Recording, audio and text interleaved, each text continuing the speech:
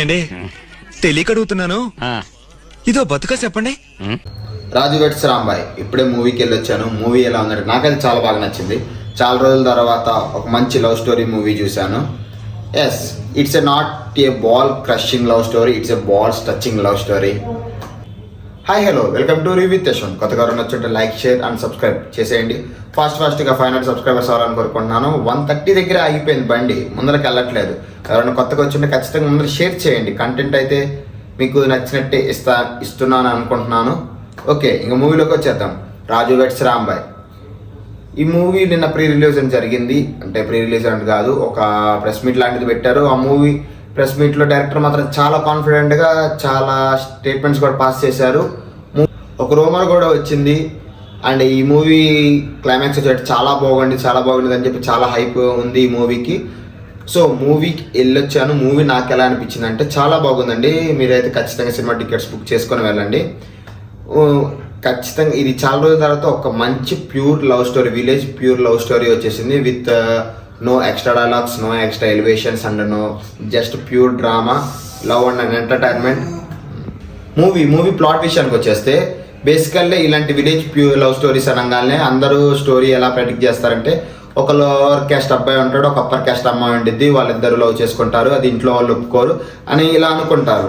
కానీ ఈ మూవీలో మాత్రం అలాంటివి ఫీలింగ్స్ ఏమి ఉండవు. ఇట్స్ జస్ట్ ఒక విలేజ్ లవ్ స్టోరీ, లైక్ ఒక 15 years బ్యాక్ లవ్ స్టోరీ. అప్పట్లో లవ్ స్టోరీస్ ఎలా ఉండేవి, లైక్ ఒక ఫూలిష్గా డెసిషన్స్ ఎలా తీసుకుంటారు, ఆ తర్వాత జరిగే ఫ్యామిలీలో వచ్చే గొడవలు అండ్ వాళ్ళిద్దరికి జరిగేవి, ఇలాంటి 15 years బ్యాక్ లవ్ స్టోరీ కాబట్టి. అండ్ ఇది అనేది ట్రూ ఇన్సిడెంట్ జరిగిందంట. ట్రూ ఇన్సిడెంట్ ద్వారా ఈ మూవీ తీశారు.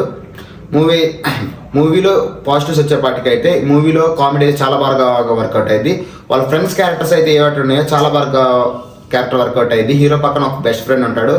వాళ్ళిద్దరి మధ్య జరిగే కామెడీ మాత్రం వాళ్ళందరి మధ్య జరిగే కామెడీ మాత్రం చాలా బాగా వర్కౌట్ అయింది. And hero and heroine acting మాత్రం చాలా బాగుంటుంది. పాజిటివ్ వచ్చే వాటికి సిద్ధు జనలగడ్డ గారి వాళ్ళ అన్నగారు చేతు జనలగడ్డ గారు యాక్టింగ్ మాత్రం చాలా బాగా చేస్తారు. అతను స్క్రీన్ మీద కనిపించినప్పుడల్లా ఒక వైబ్ వచ్చేది మీకు మాత్రం. థియేటర్లో కూడా చాలా అరుపులు, అతను వచ్చేటప్పుడు మాత్రం యాక్టింగ్ మాత్రం చించేశారు ఆయన మాత్రం. లైక్ సెకండ్ మంగపతి అని కూడా మంగపతిని కూడా డామినేట్ చేశాడు అని కూడా అనుకోవచ్చు. అండ్ ఈ మూవీలో వన్ ఆఫ్ ద నెగిటివ్స్ వచ్చేపాటికి మీకు సినిమా అనేది ఫస్ట్ హాఫ్ చాలా బాగుంది. సెకండ్ హాఫ్ అనేది ఎందుకంటే డ్రామా ఎక్కువ ఉండేది కాబట్టి ఈ మూవీలో ఇద్దరు లవర్స్ మధ్య ఎమోషన్స్ వర్కౌట్ అవ్వాలి కాబట్టి కాస్త స్లోగా వెళ్తూ ఉండేది మూవీ. అండ్ ఈ మూవీలో మీకు అంత ఫీల్ కనెక్ట్ అవ్వరు. లైక్ RX-100 మూవీ అండ్ హుషారు movie, like Arjun Reddy movie లాగా మీరు అంతగా ఎమోషనల్ కనెక్ట్ అవ్వరు. కొద్దిగా ఎక్కడో మీకు మూవీ చూస్తానని చెప్పి సరే బాగుంటుంది అనిపించి కానీ ఎమోషనల్గా అంత కనెక్ట్ అవ్వరు మూవీ. కొన్ని దగ్గర సీన్స్ మాత్రం చాలా బాగా రాసుకున్నారు. కొన్ని డైలాగ్స్ దగ్గర అయితే మీకు చాలా విజిల్స్ చేస్తారు. అలా ఉంటే డైలాగ్స్ మాత్రం అంటే లైక్ ట్రూ ఈవెంట్స్ బేస్డ్ చేసుకుని అలాంటి డైలాగ్స్ రాశారనేది.